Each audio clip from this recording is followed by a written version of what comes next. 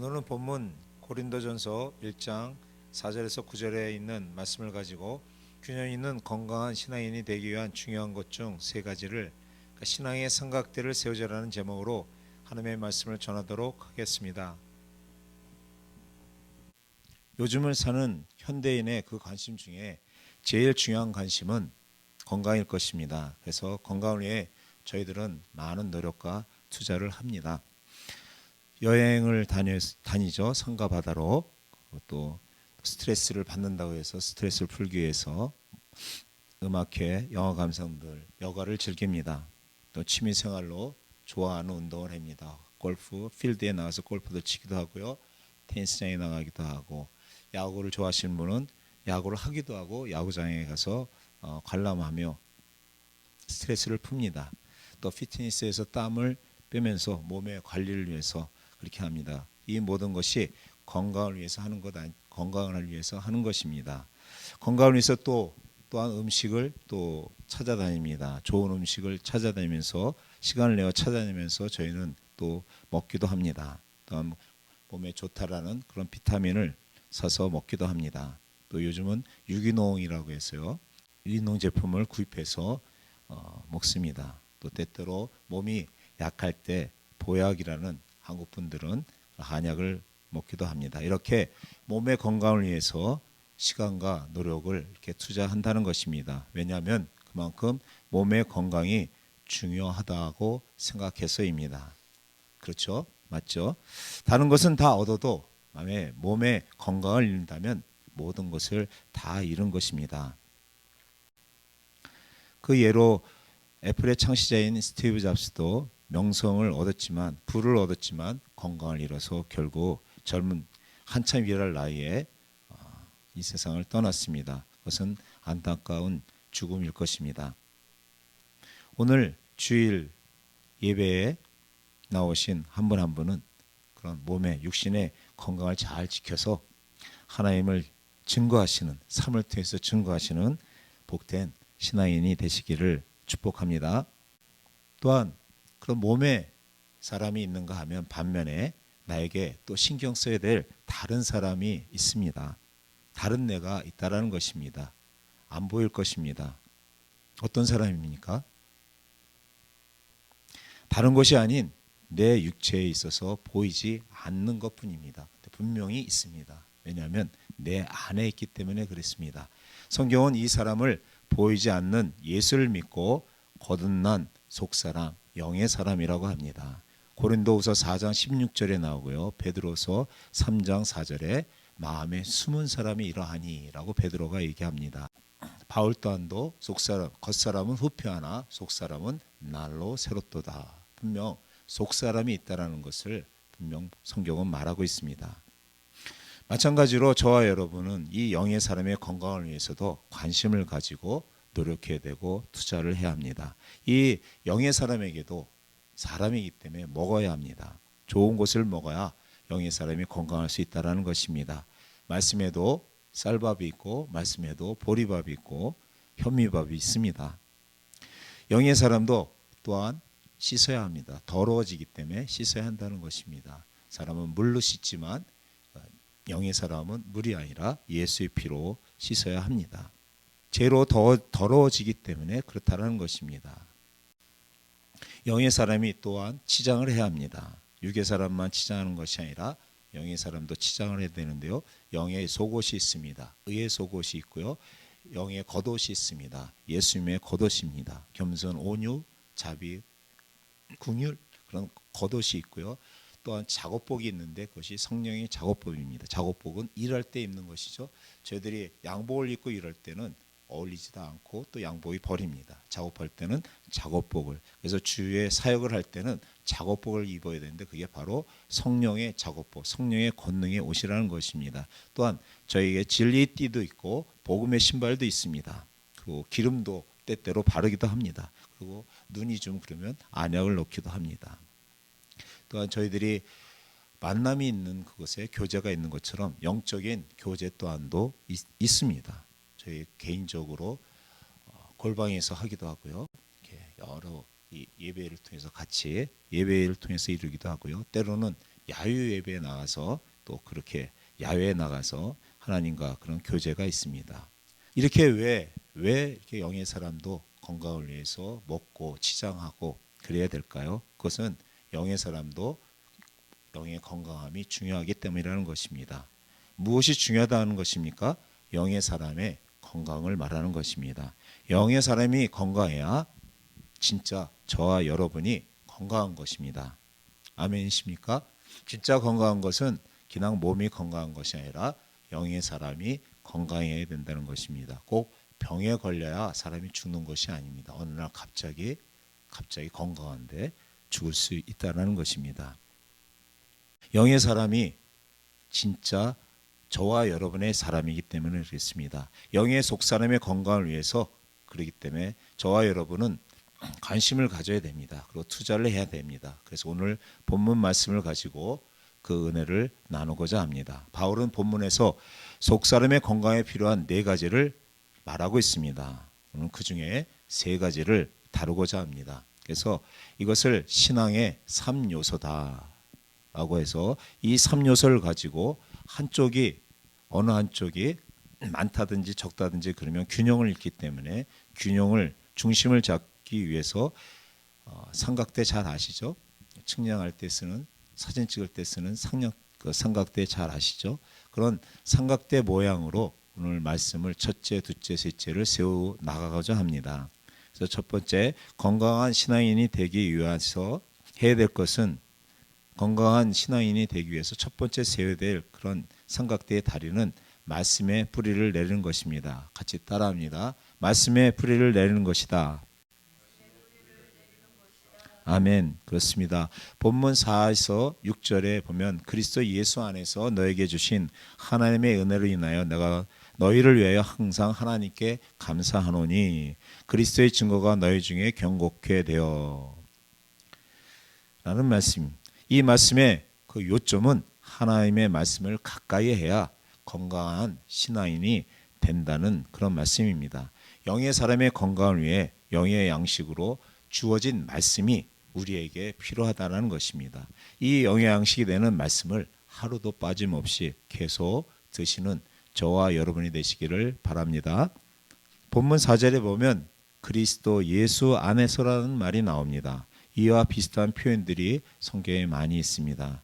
신약 성경에 그 안에서, 그를 통해서, 성령 안에서, 저 안에서, 주 안에서 등의 표현이 신약 성경에 약 140번 정도 나옵니다. 대부분 이 표현은 서신서에서 찾아볼 수 있습니다. 이 표현들이 있는 구절들은 그리스도 안에서 저와 여러분이 누구인지, 저와 여러분의 신분이 무엇이며 저와 여러분이 무엇을 소유하고 있는지를 말해준다는 것입니다. 그래서 하나님은 우리가 그리스도 예수 안에 있는 믿는 자의 정체성을 알 수 있도록 우리가 정체성을 알기 위해서는 어디를 봐야 돼요? 어느 책을 봐야 되는 거죠? 잘 들으셔야 돼요. 갑자기 질문을 하면 그 정체성을 알기 위해서는 서신서를 보면 됩니다. 왜냐하면 서신서에 하나님께서 바울을 통해서 저희들의 정체성에 대해서 그리스도 안에, 주 안에 그를 통해서 성령 안에서 저희들의 신분과 무엇을 소유하고 있는지에 대해서 말씀해 주고 있다는 것입니다. 사도 바울이 교회들에게 하나님께서 사도 바울을 통해서 그런 편지를 썼다는 것입니다. 사람이 거듭나면 그리스도 안에 들어오게 되는 것이죠. 이것이 그리스도 예수 안에 있는 유일한 방법이라는 것입니다. 예수 그리스도 안에 있기 위해서는 그리스도 안에 들어와야 된다는 것이죠. 그리스도 안에 들어온다는 것은 예수님을 믿는 그 길밖에 없다는 것입니다. 내 말이 그 다음에 예수님이 뭐라고 했냐면 믿는 자가 된 다음에 그 다음에 예수님은 내 말이 너희 안에 저와 여러분 안에 거하며라고 말하고 있습니다. 거한다는 것은 우리가 산다는 것을 의미합니다. 말씀은 내가 행하는 만큼 나와 함께 살게 된다는 것입니다. 말씀은 우리가 적용하는 만큼 우리 안에 산다는 그런 말씀입니다. 사실 우리는 말씀이 우리 안에 거하도록 하지 않으면서도 말씀을 인용도 하고 또 암송도 하고 심지어 또 가르치고 전하기도 할 수도 있습니다.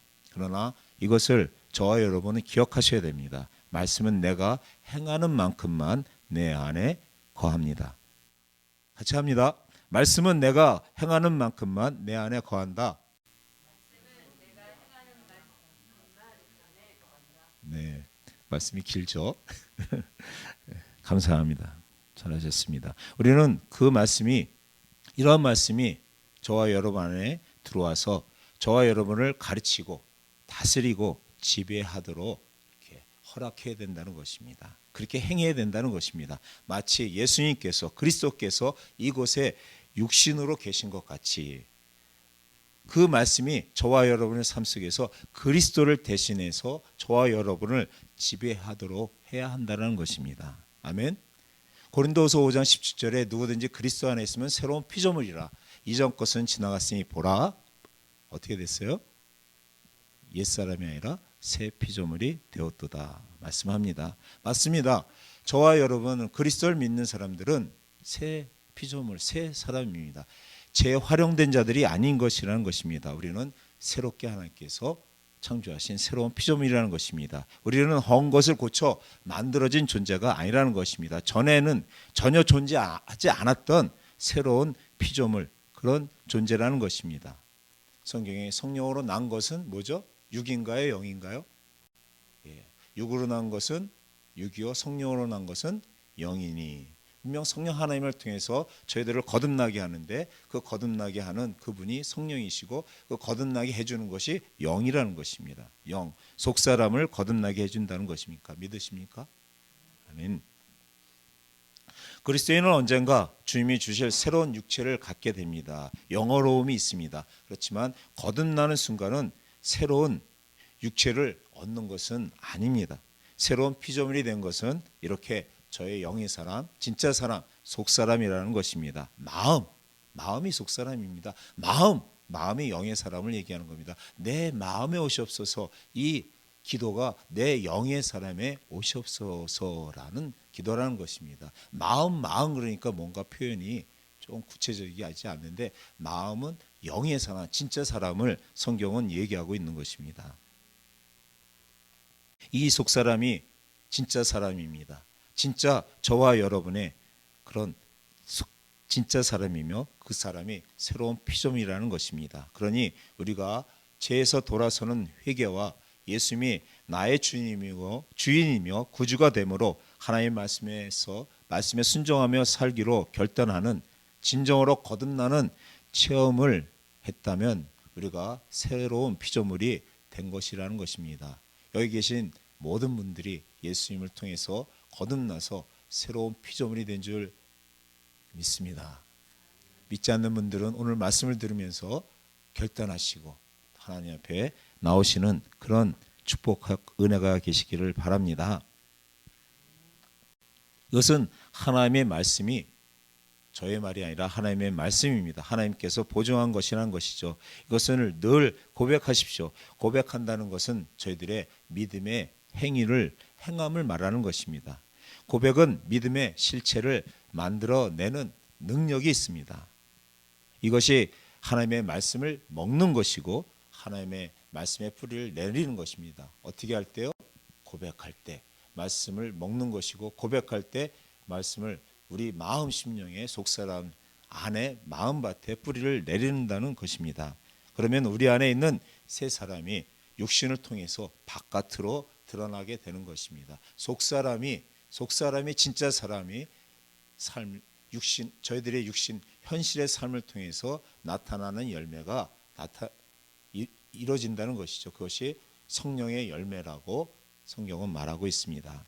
말씀의 뿌리를 내리고 말씀 위에 서는 저와 여러분 건강한 신앙이 되시기를 바랍니다. 아멘.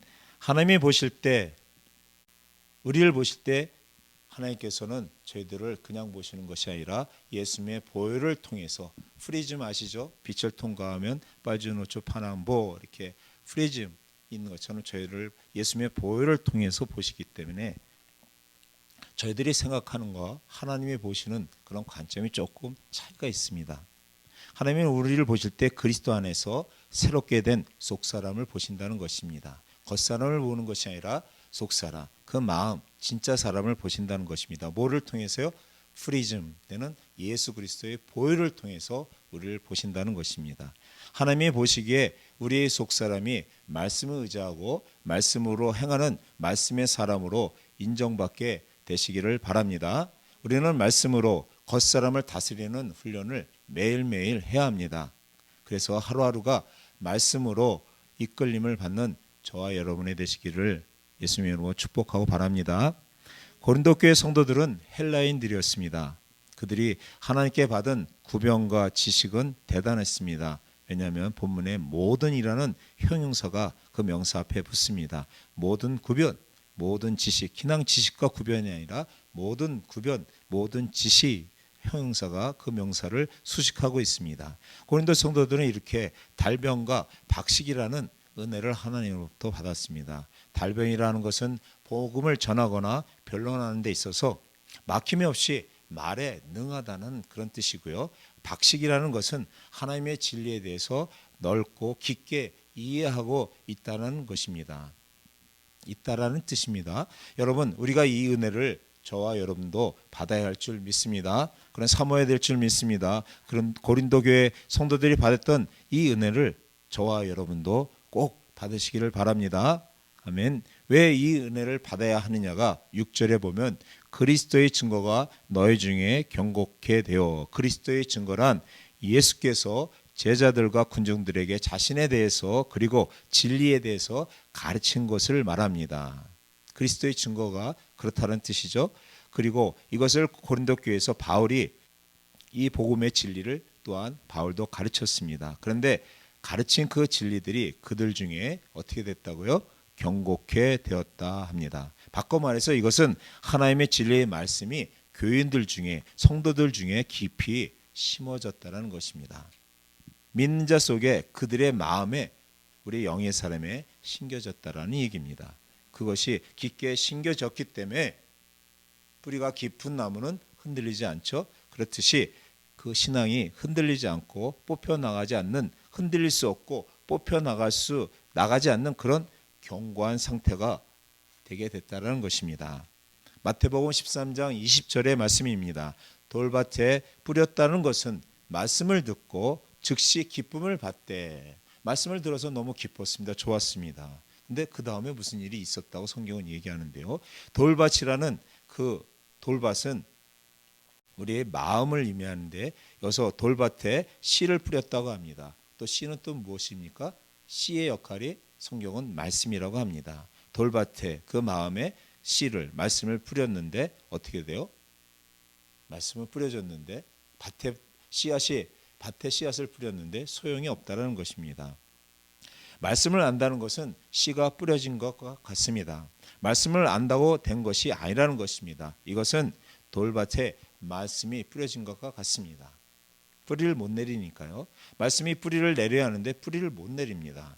뿌리를 내리는 것이 그래서 식물에게는 중요하듯이 저에게도, 저희 영의 사람에게도 그 말씀을 그냥 아는 것이 아니라 말씀이 뿌리를 내려야 되는데 어디요? 머리가 아니라 마음, 속의 사람, 영의 사람에게 뿌리를 내려야 한다는 것입니다. 그래서 중요하다는 것입니다. 뭐가요? 말씀이 그냥 중요한 것이 아니라 말씀이 뿌리를 내리는 그 말씀이 중요하다는 것입니다.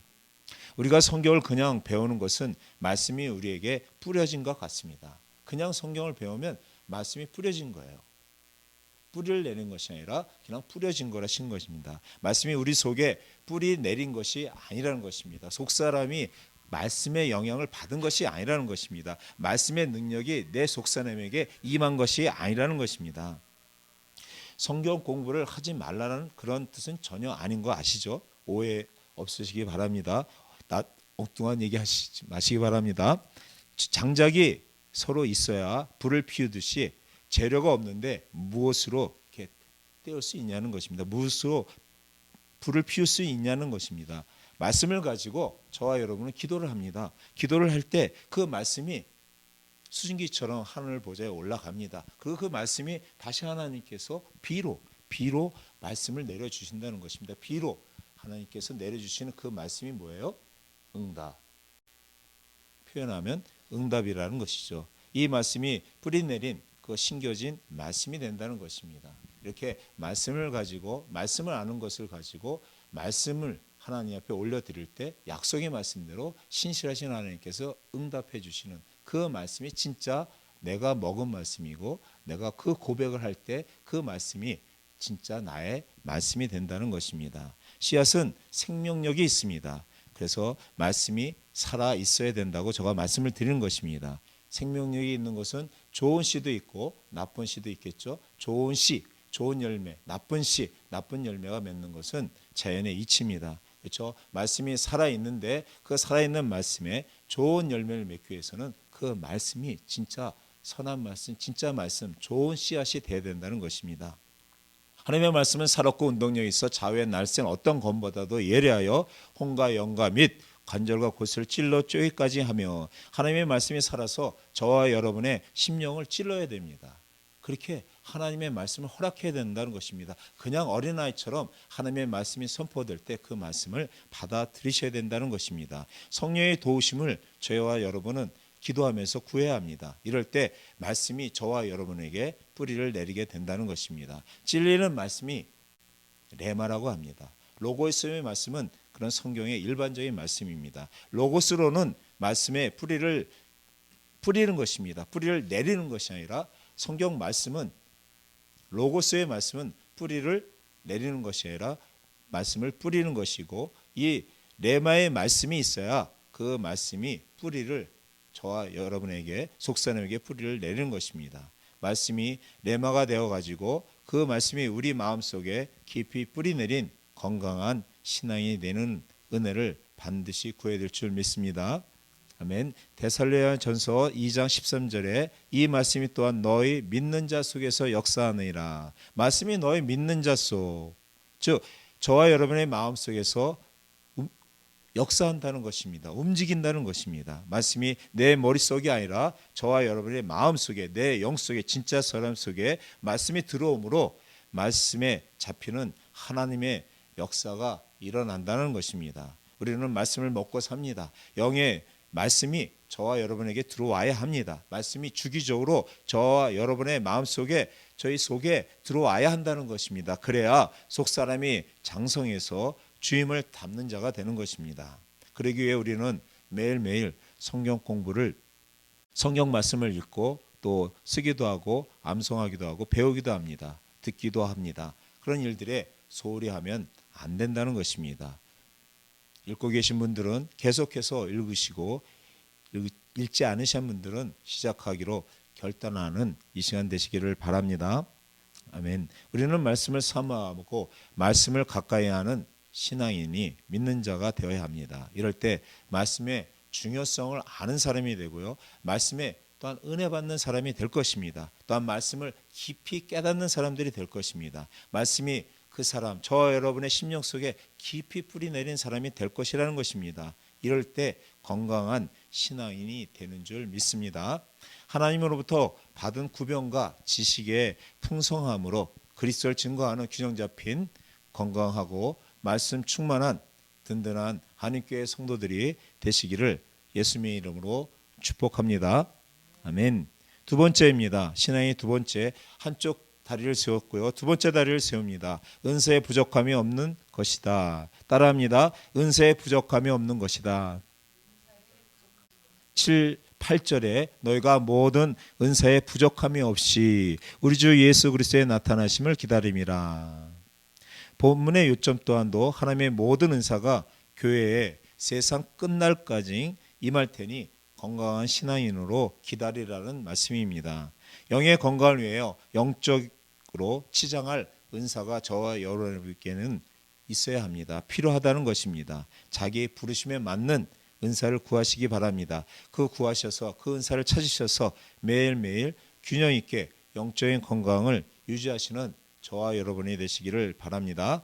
반문이 본문에서 고린도 교회가 모든 은사에 부족함이 없다고 말합니다. 이 말은 우리가 모든 은사를 저와 여러분 한 개인이 다 모든 은사를 받을 수 있다는 그런 말이 아닙니다. 또는 모든 은사를 가질 수 있다는 말도 아닙니다. 그런 의미가 아니라는 것입니다. 바울은 그런 의미가 아니라는 것을 다른 곳에서 이렇게 말합니다. 고린도전서 12장인데요. 다 사도겠느냐, 다 선지자겠느냐, 다 교사겠느냐, 다 능력을 행하는 자겠느냐, 다 병 고치는 은사를 가진 자겠느냐, 방언을 말하는 자겠느냐, 다 통역하는 자겠느냐. 우리는 한 사람이 이런 모든 은사를 다 받을 수 없습니다. 그 누구도 모든 은사를 다 받을 수 없습니다. 왜냐하면 우리는 그리스도의 몸이 아니기 때문입니다. 우리는 그리스도의 몸된 교회의 지체 각 부분이라는 것입니다. 우리가 그리스도의 몸 자체라면 모든 은사를 받을 수 있을 것입니다. 그러나 우리는 그리스도의 몸된 교회의 지체 각 부분들이라는 것입니다. 어떤 사람도 자기가 받은 은사만으로 그렇기 때문에 충분한 사람이 없다는 것이죠. 그래서 우리가 서로를 필요로 하게 되는 것입니다. 각 지체가 연합돼서 무엇이 되죠? 몸을 이루는 것이죠. 몸은 누구의 것이죠? 그리스도의 것입니다. 몸의 머리가 누구시죠? 하나님, 성령께서 교회의 머리가 되신다고 말씀하고 계십니다. 아무리 눈이 밝아도 손의 역할을 할 수 없듯이 눈만 밝다고 소용이 없다는 얘기입니다. 귀만 잘 듣는다고 소용이 없다는 것입니다. 모든 지체가 서로 유기적으로 연합돼서 서로를 필요로 한다는 것입니다. 그래야지 건강하다는 것이죠. 모든 성도들이, 모든 목회자들이 서로가 그렇기 때문에 교회 안에서는 필요한 존재랑 필요한 관계가 된다는 것입니다. 은사는 하나님의 선물이라고 말합니다. 은사라는 말은 헬라어로 카리스마인데 로마서 6장 23절에 그 은사에 대해서 이렇게 얘기합니다. 하나님의 은사 선물은 그리스도 예수 우리 주 안에 있는 영생이니라. 하나님의 은사인데 하나님의 선물이 뭐라고요? 영생, 영원한 하나님의 생명을 가질 수 있다라는 그런 선물이라는 것입니다. 이것은 넓은 의미의 은사를 얘기하고 있는 것입니다. 예수님의 은혜로, 그리스도의 은혜로 우리가 구원받은 것을 의미한다는 것입니다. 우리는 하나님의 은사인 구원을 은혜로 받습니다. 우리는 어린아이와 같이 죄를 고백하고 자백하고 마음, 심령으로 하나님께 돌아와 예수 그리스도를 임금과 구주로 받아들이는 그런 자가 되어야 될 줄 믿습니다. 오늘 그런 믿지 않는 분들이 그런 은혜가 임하기를 바랍니다. 이 땅에 태어나서 구원받지 못하고 죽음을 맞이하는 사람이 가장 불쌍한 사람일 것입니다. 저와 여러분 또한도 이런 불쌍한 사람 중에 한 사람이 될 수 있었다는 것을 알아야 합니다. 그렇기 때문에 은혜인 것입니다. 이 자리에 있는 것이 은혜라는 것입니다. 저와 여러분의 가정과 가문에 속한 모든 분들께 이 귀한 하나님의 은혜가, 구원의 은혜가 가정 모두에게 구원이 임하시기를 예수님의 이름으로 축복합니다.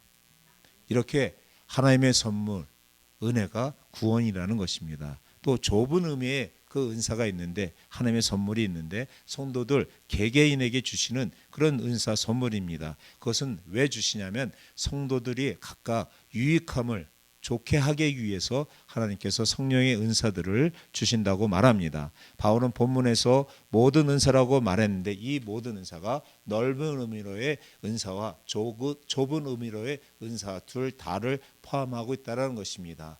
예수 그리스도를 통해서 구원받는 큰 선물, 구원의 큰 선물, 그것을 의미하고요. 또 각자 하나님 앞에 기도함을 받는 성령의 은사 두 가지를 다 포함한다는 것입니다. 이것은 고린도전서, 로마서, 에베소서에서 은사의 목록들이 나옵니다. 그중 공통되는 것을 제하고 대략 신학자들이 제시하는 것은 23가지입니다.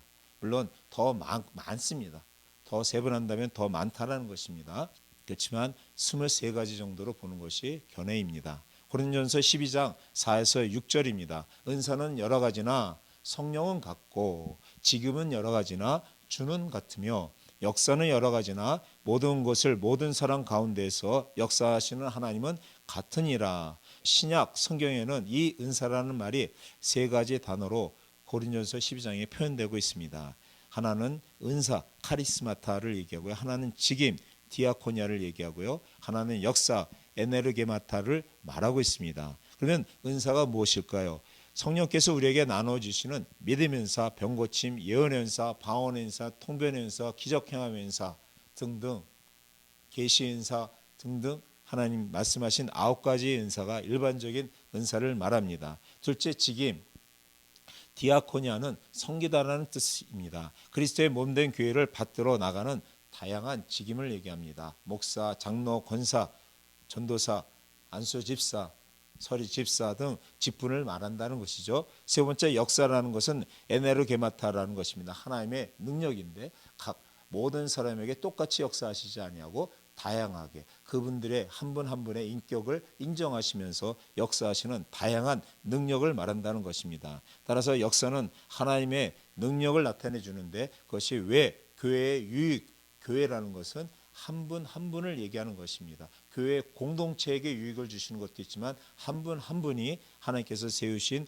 교회이기 때문에 그렇습니다. 이런 은사들은 하나님께서 교회를 위해서, 저와 여러분을 위해서 성도들에게 다양하게 주시는 은혜의 선물로서 이것은 교회에 덕을 끼치고 성장시키기 위해서 주시는 은혜라고 정의할 수 있습니다. 그러니 은사는 분명히 하나님께서 우리에게 주신 일을 수행하기 위해서, 하나님의 일을 수행하기 위한 권능의 수단이요 도구인 것입니다. 그러니 저와 여러분의 것이 아니라 누구의 것이에요? 성령 하나님의 것이라는 것입니다. 은사는 또한 뭐로 받아요? 믿음으로 받죠.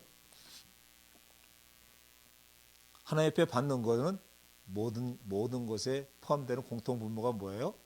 기도를 하는데 무슨 기도? 믿음의 기도를 통해서 하나님께서 해줍니다. 믿음으로 구원을 받고요, 믿음으로 치유받고 믿음으로 응답받습니다. 그러니까 은사 또한도 뭐로 받아요? 믿음으로 받습니다. 인격이 부족해도 믿음으로 구하면 은사가 임한다는 것입니다. 그래서 어떤 사람은 덕이 안 되죠. 인격이 안 되는데 은사가 나타났는데 은사를 받았는데 그 은사가 분명히 하나님의 역사인데 인격이 안 돼서 다른 사람에게 본이 안 되는 거, 덕이 안 되는 겁니다. 그러다 보니까 나는 은사를 안 받을 거야라고 이렇게 막대한 교회에 영향을 주고 있다는 것입니다. 잘 정립해 두시고요. 그런 일이 있다면 은사와 인격은 다르다는 것입니다.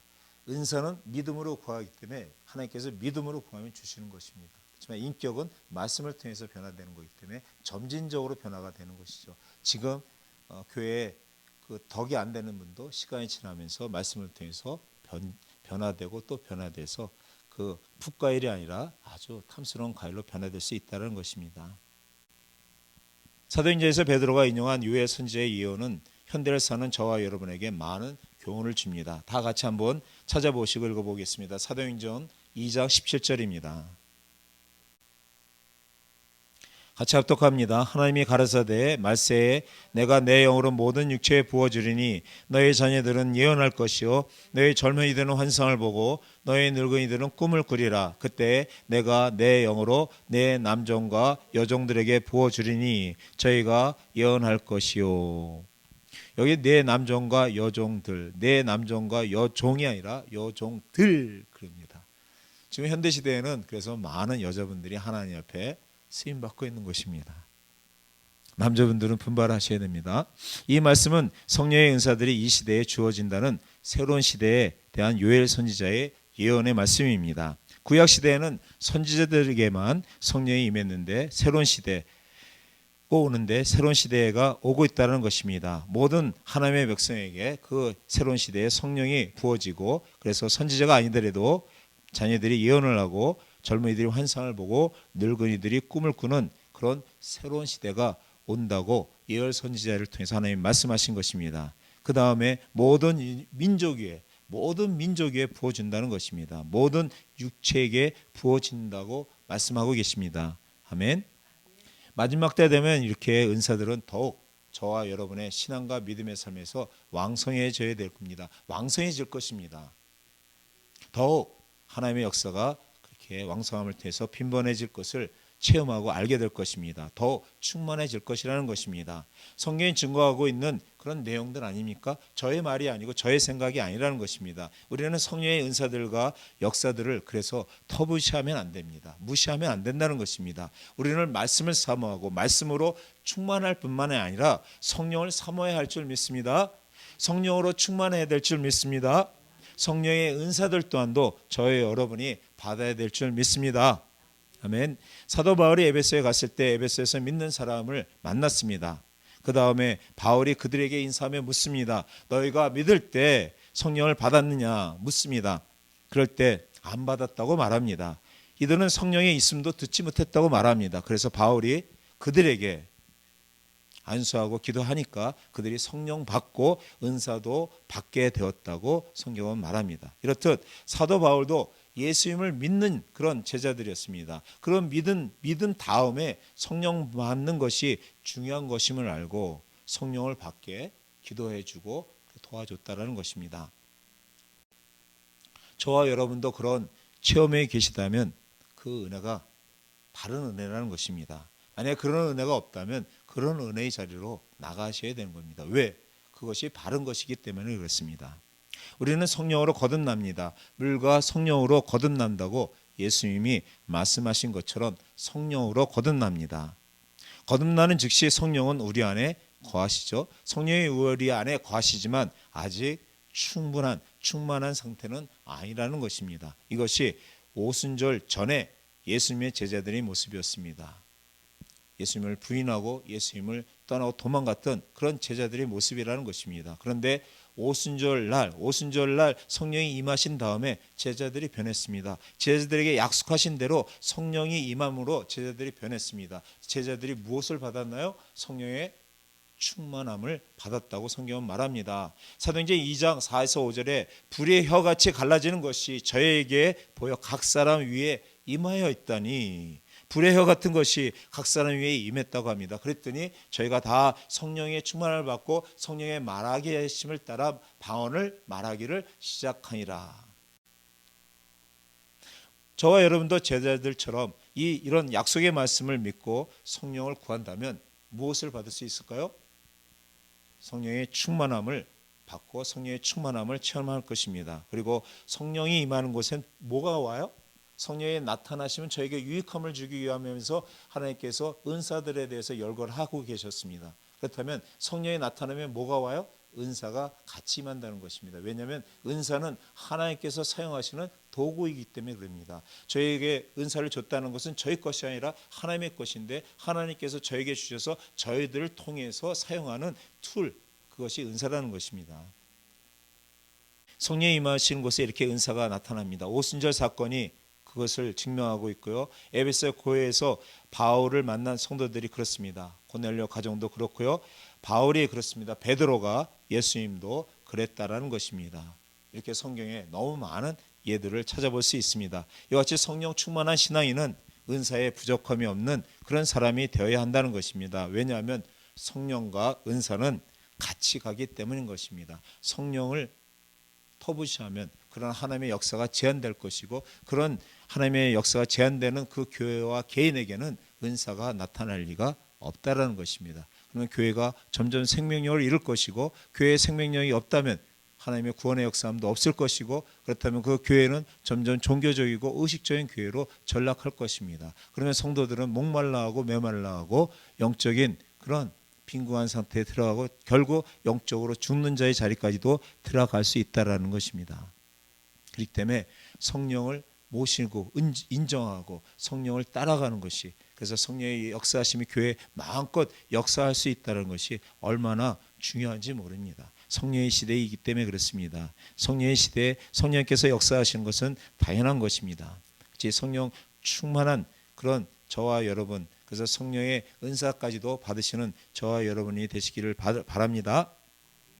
각 사람에게 성령의 나타남을 주시면 유익하게 하려 하심이라. 고린전서 12장 7절의 말씀입니다. 이 말씀은 성령이 나타날 때 은사가 임한다는 것이죠. 성령 충만한 믿는 자에게는 성령이 나타남이 반드시 있어야 합니다. 성령의 역사와 임재가 반드시 우리 신앙의 그런 교회에 있어야 한다는 것입니다. 우리는 우리 기독교는 예수 믿고 성령 받아 성령의 능력으로 사는 것입니다. 지금 말씀하셨죠? 신약 시대입니다. 성령께서 오신 시대입니다. 성령의 시대인 것입니다. 성령을 인정하고 성령의 역사들을 받아들이고 성령의 은사가 교회마다 활성화돼서 다시 교회가 생명력 있는, 다시 성도들이 생명력 있는 그런 성도들로 일어나야 할 것입니다. 하나님께서 성도들에게 은사를 주신 목적이 그리스도의 몸된 교회를 세우기 위함이 아닙니까? 경건의 모양만 있는 그런 종교성에서 벗어나서 교회 안에서 모든 은사들이 회복되어서 그것이 활성화되어서 경건의 능력이 나타나는 그런 교회, 또한 저와 여러분이 되시기를 예수님의 이름으로 축복합니다. 사도 바울은 더 큰 은사를 저희들에게 사모하라고 명령합니다. 말씀에 따라 저와 여러분이 더 큰 은사를 사모하는 그런 믿음의 사람, 균형 잡힌 건강하고 성령 충만한 든든한 한인교회 성도님들 한 분 한 분 되시기를 예수님의 이름으로 축복합니다. 마지막 세 번째입니다. 건강한 신앙이 되기 위해서 세 번째 다리를 세우는데요. 예수님과 기도의 교제가 있어야 합니다. 따라합니다. 예수님과 기도의 교제가 있어야 한다. 9절에 너희를 불러 그의 아들 예수 그리스도 우리 주와 더불어 교제하게 하신 하나님은 미쁘시도다. 본문의 요점은 예수님과의 교제가 있어야 건강한 신앙인이 된다는 것입니다. 영적 건강을 위해 영적 호흡인 교제가 있어야 합니다. 영적 생명줄인 기도로 주님과 늘 교제하는 영의 생명을 유지하시는 저와 여러분이 되시기를 바랍니다. 기도에 대한 정의 가운데 가장 멋있는 것이 영적인 호흡이라는 표현입니다. 왜 영적인 호흡이라고 할까요? 기도는 하나님과 대화하는 것입니다. 대화를 하는 분은 하나님이시고 하나님은 영이시라는 것입니다. 이 대화는 그렇기 때문에 영적인 대화가 되겠죠. 이 영적인 대화를 한다는 것은 곧 생명이 있다는 것입니다. 생명을 유지하기 위해서 호흡을 해야 하는 것과 마찬가지입니다. 영적인 대화는 이렇게, 그래서 영적인 호흡이라고 말하는 것입니다. 영적인 대화는 하나님과의 대화이므로 하나님과의 대화가 영적인 호흡이 된다는 것입니다. 그러므로 기도란 하나님과의 대화이며 영적인 호흡이라고 말하는 것입니다. 우리 신앙에 있어서 궁극적으로 중요한 것은 주님과의 교제입니다. 주님과 교제하는 저와 여러분이 되시기를 바랍니다. 주님과 교통하는 저와 여러분이 되시기를 바랍니다. 우리의 궁극적인 목적이 무엇이 되어야 됩니까? 바라보는 것이 무엇이 되어야 됩니까? 저희들의 목적이 무엇이 되어야 됩니까? 예수님이 되어야 된다는 것입니다. 9절에 너희를 불러 우리가 주님과 교제하도록 부름을 받았다는 말씀입니다. 저와 여러분의 부르심은 뭐예요? 주님을 추구하는 것인 줄 믿습니다. 하나님의 필요는 우리와 교제하는 것입니다. 뭐라고요? 하나님의 필요한 것이 있는데 필요가 뭐라고요? 저와 여러분과 교제, 기도하는 것인 것입니다. 하나님의 필요가 채워지기 전에는 저와 여러분의 그 필요 또한도 채워지지 않는다는 것을 아시기 바랍니다. 우리가 주님과 교제할 때 그 기름 부음과 능력과 지혜가 넘쳐나게 되고 우리의 필요를 채워줄 수 있게 된다는 것을 믿으시기 바랍니다. 만왕에 와 계신 주님이 가장 기뻐하시는 것은 저와 여러분과 시간을 보내는 것입니다. 저와 여러분과 시간을 보내고 교제하는 것이라는 것입니다. 주님과 친교를 나누는 것입니다. 너희를 불러.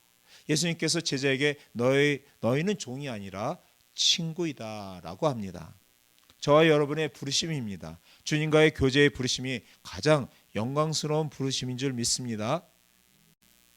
가장 존귀한 것은 주님의 친구가 되는 것입니다. 아브라함이 하나님의 버지였던 것처럼 모세가 하나님의 친구였던 것처럼 주님의 친구가 되는 것이 가장 존귀한 것인 줄 믿습니다. 저와 여러분도 하나님께서 그런 자리에 이끌어 주시기를 간절히 원하실 것입니다. 그런 자리에 나가시는 저와 여러분 되시기를 바랍니다.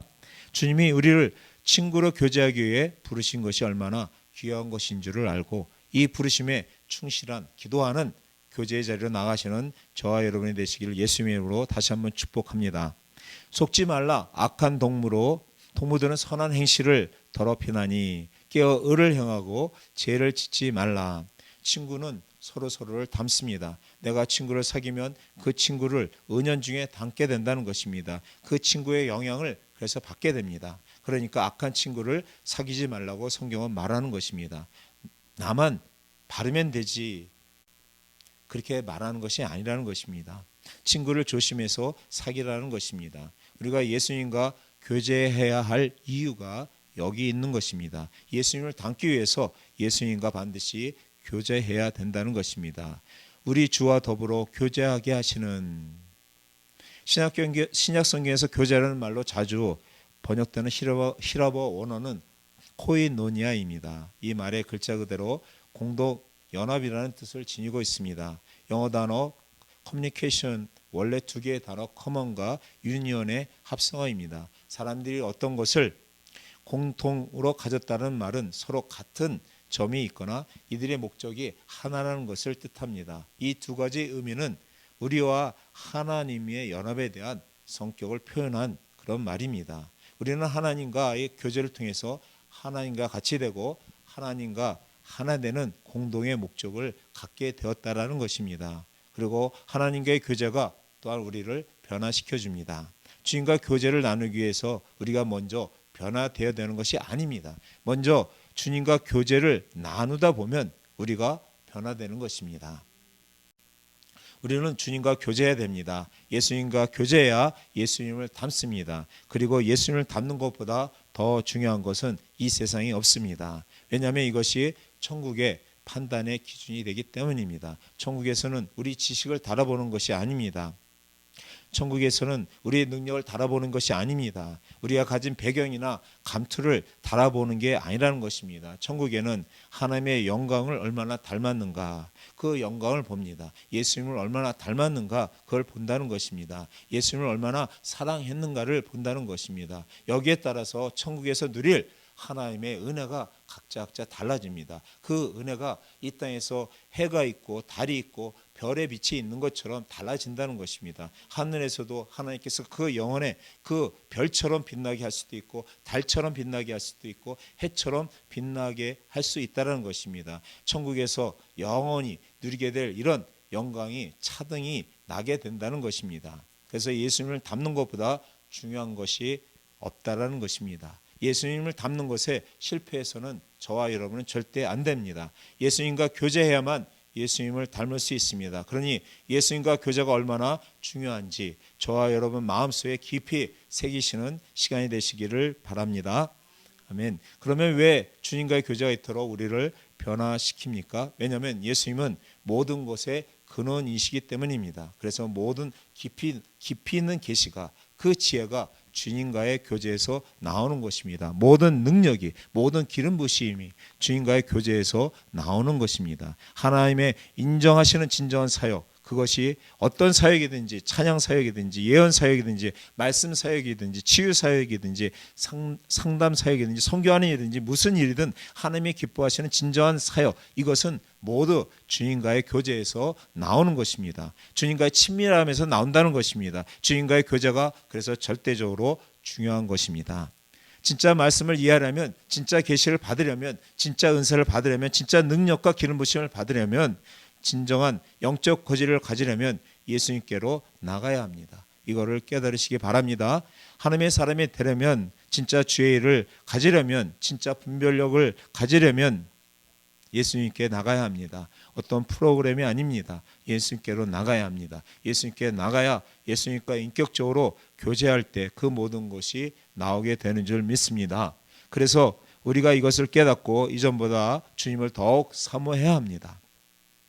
이전보다 주님을 사모하고 이전보다 주님을 사랑하고 간절히 사심이 시냇물 찾기에 갈급한 것처럼 주님을 구하고 주님의 얼굴을 구해야 될 줄로 믿습니다. 주님과 교제하며 주님과 시간을 보내시는 기도의 사람, 그래서 균형 잡힌 건강하고 기도 충만한 든든한 하나님께 성도님들이 되시기를 예수님의 이름으로 축복합니다.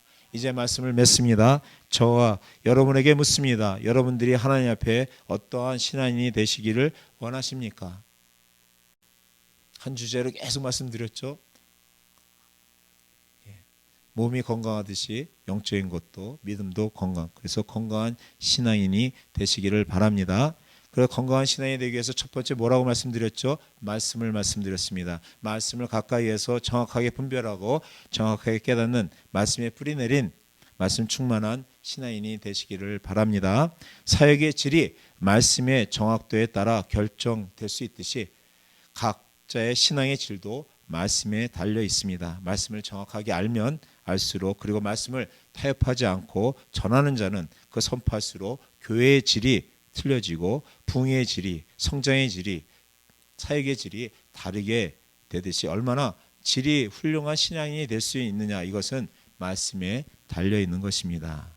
두 번째는 은사라고 말씀드렸습니다. 두 번째 다리가 뭐요? 은사입니다. 은사의 부족함이 없이 교회의 덕을 세우며 성도에게 유익을 주는 성령의 은사가 충만한 신앙인이 되십시오. 사역의 양이 은사와 기름 부으심과 성령의 권능에 따라 결정될 수 있듯이 신앙의 힘, 각자의 그런 믿음의 힘도 성령의 역사에 달려 있다는 것입니다. 믿는 자는 품에 맞는데 힘이 없어요. 파워가 없어요. 왜요? 성령의 능력이 임해 있지 않기 때문에 그렇다는 것입니다. 똑같은 인격과 말씀을 갖고 있는 사람이 얼마나 성령의 권능을 받고 그 은사와 기름 부으심을 받고 성령의 은사들이 강력하게 나타나는 것에 따라서 그냥 어느 정도 차이가 있는 것이 아니라 크게 100배까지, 작게는 30배까지, 심지어는 그 이상의 차이가 날 수도 있습니다. 세 번째 단위는 기도입니다. 예수님을 사랑하고 예수님의 마음을 품고 예수님의 성품을 담는 기도 충만한 신앙인이 되십시오. 이것은 수단으로 중요한 것이 아니라 목적입니다. 예수님께 초점을 맞췄기 때문이라는 것입니다. 말씀으로만 쏠리면 머리가 커지고 종교적이고 형식적인 병에 걸립니다. 기도로만 쏠리면 신령함을 넘어서 신접하여 분별력을 잃는 그런 병에, 영적인 병에 걸립니다. 은사에게 쏠리면 현상과 체험만 쫓아다닙니다. 그런 병에 걸린다는 것이죠. 그래서 균형이 필요하다는 것입니다. 어느 한쪽에 쏠리면 균형을 잃고, 균형을 잃으면 신앙이 무너지고 넘어집니다. 우리는 신앙의 이 3요소를 균형을 잘 잡아줘야 합니다. 그래야 영의 사람이 건강할 수 있고 건강하게 자란다는 것이죠. 측량하는 삼각대의 중심에 추가 있습니다. 그죠? 측량하는 그 평판 밑에 보면 추가 있습니다. 추가 지구의 중심을 향합니다. 이와 같이 말씀은 바다의 바다라고 하는데요. 바다로 나가면 나갈수록 깊은 영역의 그곳에서 말씀의 중심인 예수님이 있어야 하는 것입니다. 그 말씀의 바다에서 누구를 만나야 돼요? 예수님을 만나야 된다는 것입니다. 기도는 깊은 영역으로 들어가 영적인 돌파가 일어납니다. 그런 기도의 깊이를 들어서 영적인 돌파가 일어나면 그곳에 기도의 중심에 누가 계세요? 예수님이 계시다는 것입니다. 은사 또한도 성령의 나타남을 통해서 일어나고 깊은 영역으로 들어가면 그곳에 은사의 중심에 누가 계세요? 예수님이 계시다는 것입니다. 이렇듯 말씀, 기도, 은사 중심에는 누구예요? 예수 그리스도, 예수님이 중심이라는 것입니다. 그래야 건강한 좋은 열매를 맺을 수 있습니다. 그러므로 우리는 더욱 예수 충만, 성령 충만함을 사모하고 받아서 예루살렘과 땅끝까지 복음의 증인이 되는 귀한 사역을 감당하는 신앙인으로 많은 열매를 얻은 건강한 신앙으로 하나님께만 영광을 돌리시기를 바랍니다.